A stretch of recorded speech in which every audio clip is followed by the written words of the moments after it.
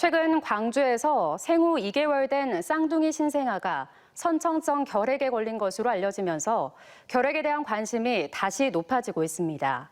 코로나19 사태 이후 환자 발생이 잠시 줄었다가 최근 다시 증가세인데 특히 어린이가 있는 가정에선 어떻게 대처해야 할지 닥터리포트에서 자세히 전해드립니다. 김종엽 객원의학 전문 기자의 보도입니다.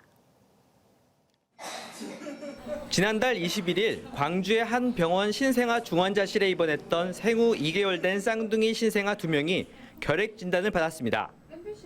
보건당국은 결핵에 걸린 엄마로부터 신생아에게 전파된 사례로 추정하고 있는데 선천성 결핵의 국내 발생은 이번이 처음입니다. 결핵은 결핵균이 공기를 통해 폐로 들어가 감염을 일으키는 질환으로 국내에서 매년 3만 명의 환자가 발생하고 사망자도 2천여 명에 이릅니다. 하지만 결핵에 감염됐다고 해도 모두 결핵 환자는 아니고 90%는 증상이 없는 잠복 결핵 상태입니다. 문제는 평소에는 전혀 문제가 없더라도 면역력이 떨어지면 균이 활동을 시작하고 활동성 결핵으로 병이 악화된다는 점입니다.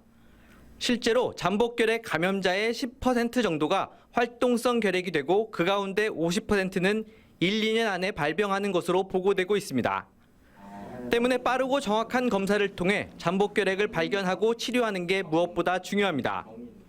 특히 어린아이나 면역 저하자의 경우에는 감염 및 발병의 확률이 매우 높아서 잠복 결핵을 조기에 진단하고 발병을 예방하기 위해서 빨리 치료를 하는 게 매우 중요합니다.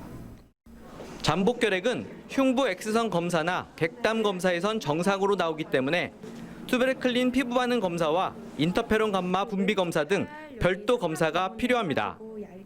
특히 최신 검사법인 인터페론 감마 분비 검사는 한 번의 체열로 잠복 결핵을 진단할 수 있고 결핵 예방을 위해 유아기에 맞는 BCG 백신 영향도 받지 않아 정확도가 높습니다. 인터페론 감마 분비 검사는 혈액 추출을 통해서 할 수가 있는데 BCG 접종이나 비결핵성 감염을 배제할 수 있는 아주 쉽고도 편리한 방법입니다.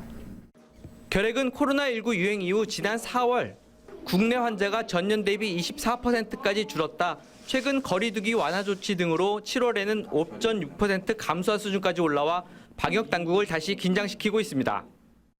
결핵은 홍역과 함께 공기 전파가 이루어지는 대표적인 감염병입니다. 때문에 손 씻기와 마스크 착용 등 기본적인 방역 수칙 준수가 무엇보다 중요합니다. TJB 닥터리포트 김종엽입니다.